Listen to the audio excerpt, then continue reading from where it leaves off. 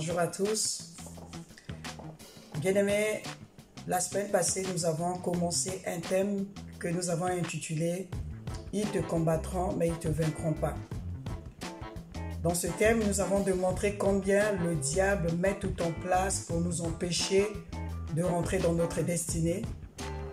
Il utilise des démons afin de nous combattre.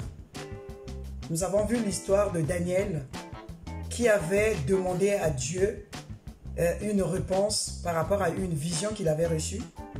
La Bible dit que quand il a eu juste à cœur de demander les explications, Dieu a répondu à Daniel.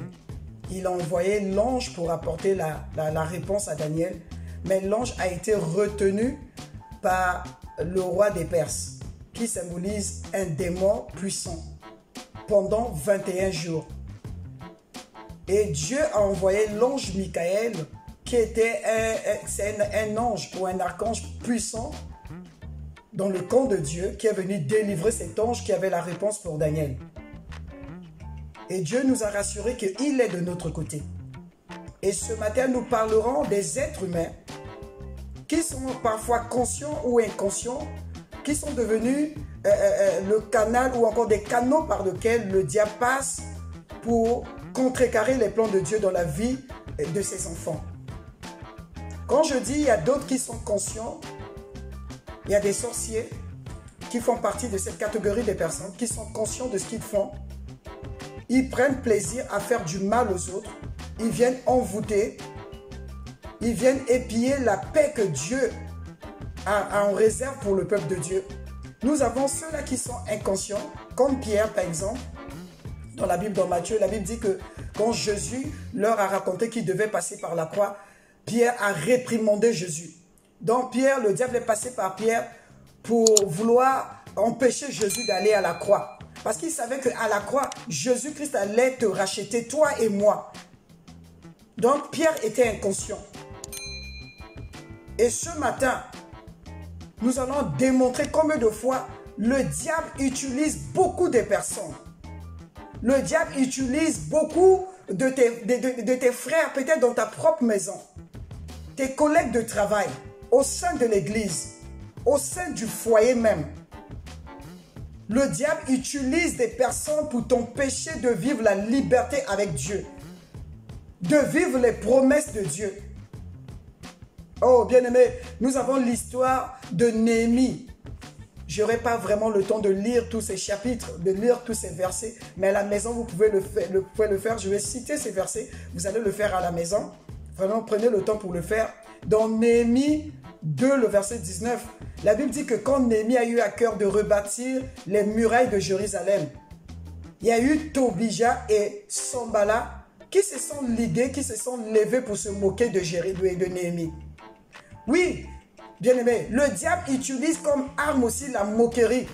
Quand tu fais des choses, il suscite les gens pour te décourager. Ah, tu penses que tu peux réussir? Est-ce que vraiment tu es qualifié à faire telle chose? Mais quand tu parles, il n'y a même pas l'onction. Tu n'as même pas les mots appropriés. Ou bien quand tu fais telle ou telle chose au niveau du travail, tu n'es pas vraiment qualifié pour faire cela. Et j'ouvre la parenthèse pour raconter une histoire. Vraiment, ma fille, tu vas te reconnaître. On a prié pour ça. On devait, au sein de la société à laquelle elle travaille, on devait la nommer chef. Et il y a une collègue qui s'est levée contre elle. Elle a commencé à mettre les pots de banane pour que notre bien-aimé ne soit pas à l'endroit ou au poste que Dieu avait préparé pour elle. Mais Dieu qui est fidèle, Dieu qui connaît ses enfants, il change toujours le mal en bien. C'est pour cela qu'il a dit, nous allons le lire dans Luc 17, le verset 1. La Bible dit ceci, Jésus dit à ses disciples, il est impossible qu'il n'arrive pas des scandales, mais malheur à celui par qui ils arrivent.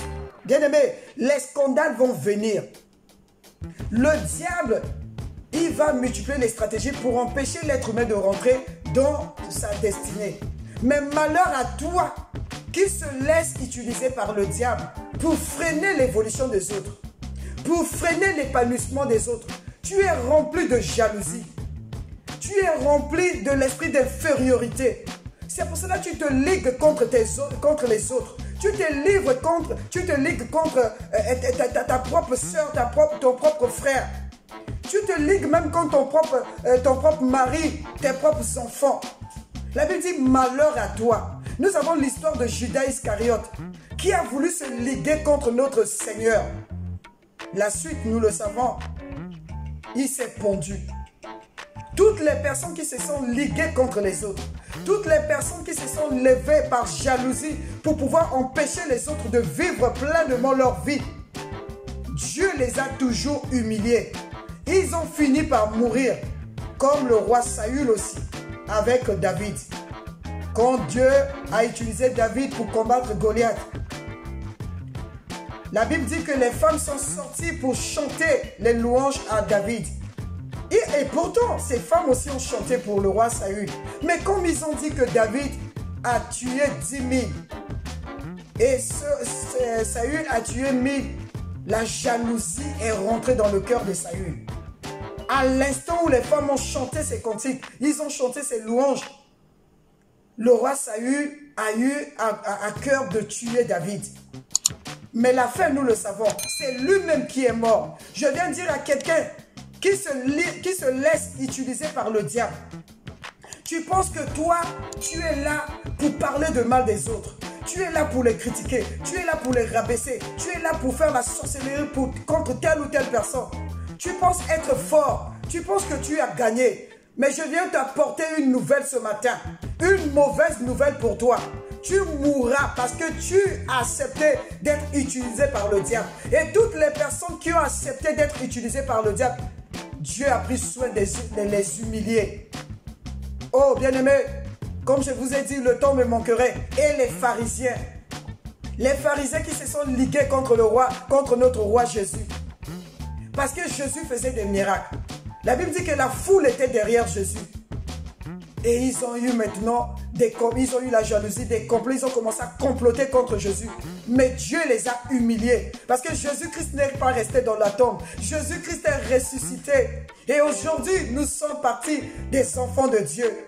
Ils n'ont pas pu empêcher Jésus de rentrer dans la volonté de Dieu. Ils n'ont pas pu empêcher Jésus d'accomplir sa mission.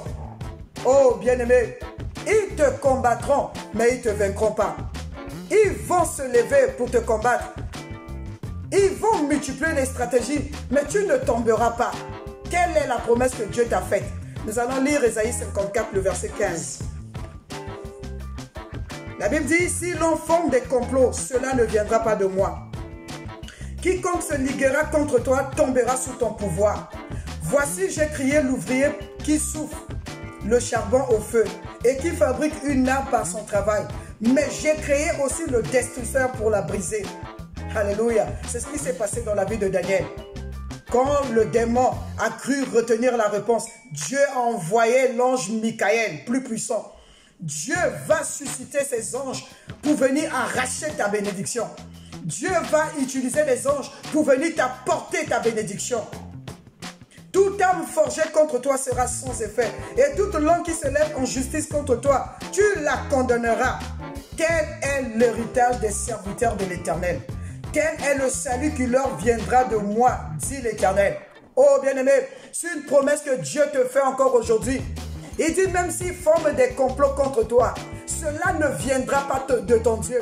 Et si cela ne vient pas de ton Dieu, tu ne tomberas pas, bien-aimé. Nous sommes à la fin de l'année. Le diable souhaite que tu meurs avant janvier 2020. Le diable ne veut pas que tu rentres dans 2021. Mais la Bible vient dire, s'il forme des complots contre toi, cela ne viendra pas de l'Éternel. Et toute âme qui se lève en justice céleste contre toi, tu la condamnes. Tel est l'héritage que Dieu donne à ses serviteurs. Oh bien-aimé, si tu es serviteur de Dieu, si tu es servante de Dieu, Dieu t'a fait une promesse. Tu ne mourras pas, bien-aimé. Pour cette fin d'année, tu ne mourras pas. Tu vivras et tu raconteras les œuvres de l'Éternel. Tes enfants ne mourront point. Ils vivront et ils raconteront les œuvres de l'Éternel. Ton mari ne mourra pas. Ta femme ne mourra pas. Tes petits-enfants ne mourront pas. Tes entreprises ne vont pas être fermées. Dieu t'a fait une promesse. Oh bien-aimé, Je suis venu t'encourager pour te dire, ils te combattront, mais ils ne te vaincront pas. Sois en paix, bien-aimé. Quand tu dors, dors comme un bébé. Aime le Seigneur. Accroche-toi à Jésus. Peu importe les circonstances. Peu importe ce que tu vis aujourd'hui. Accroche-toi à Jésus. Il est celui qui combat pour toi. La Bible dit que celui qui vaille pour Israël, celui qui vaille pour Solange, il ne dort ni ne sommeille. Le Dieu qui veille sur toi, il ne dort pas, il ne sommeille pas, bien-aimé. Alors ne sois plus découragé. Prends cette parole. Prie avec cette parole. Confesse cette parole. Proclame ces paroles. Parce que ces promesses sont pour toi. Ces promesses sont oui et amen pour toi, bien-aimé. Elles sont encore d'actualité aujourd'hui. Ils te combattront, mais ils ne te vaincront pas. Et toute arme qui se lève en justice contre toi, Dieu te dit, tu la condamnes. S'ils ont mis des pièges pour que tu tombes, bien-aimé, je viens de déclarer que tu ne tomberas pas dans leurs pièges. Au nom puissant de Jésus-Christ de Nazareth. Le nom par lequel que nous crions et nous avons la victoire. Nous avons le salut. Alors sois en paix, bien-aimé. Je donne l'opportunité encore à quelqu'un qui n'a pas donné encore sa vie à Jésus. Bien-aimé, aujourd'hui c'est le jour du salut pour toi. Si tu veux accepter le Seigneur Jésus comme ton Seigneur et ton Sauveur personnel, comme nous aussi nous avons fait ce choix, alors répète après moi. Seigneur Jésus, je te dis merci pour ces moments. Oui, Seigneur, je veux t'accepter et je t'ouvre les portes de mon cœur. Je te reçois comme mon Seigneur et mon Sauveur personnel. À partir de maintenant, sois le guide de ma vie. Je te le demande au nom de Jésus-Christ de Nazareth. Merci Seigneur de mourir à la croix pour moi, de payer ce prix pour moi. Et je crois à ton sacrifice. Je crois à ce que tu as fait à la croix. Et j'accepte de devenir ton enfant. Au nom de Jésus, Amen. Bien-aimé, si tu l'as fait, physiquement, rien n'a changé, comme j'ai l'habitude de dire. Mais spirituellement, tu deviens une nouvelle créature. Les choses anciennes sont passées. Maintenant, tu vas vivre pour Dieu. Et le Saint-Esprit ne te laissera pas seul. De la même manière, il nous soutient. Il te soutiendra aussi. Sois fortifié et je te bénis au nom de Jésus.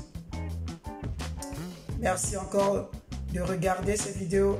Bien-aimé, partagez les vidéos, aimez les vidéos, afin que les autres aussi qui sont dans l'obscurité, qui sont découragés, puissent être encouragés par ces paroles, par ces exhortations. Que Dieu vous bénisse. Je vous aime, mais le Seigneur Jésus vous aime encore plus. Amen.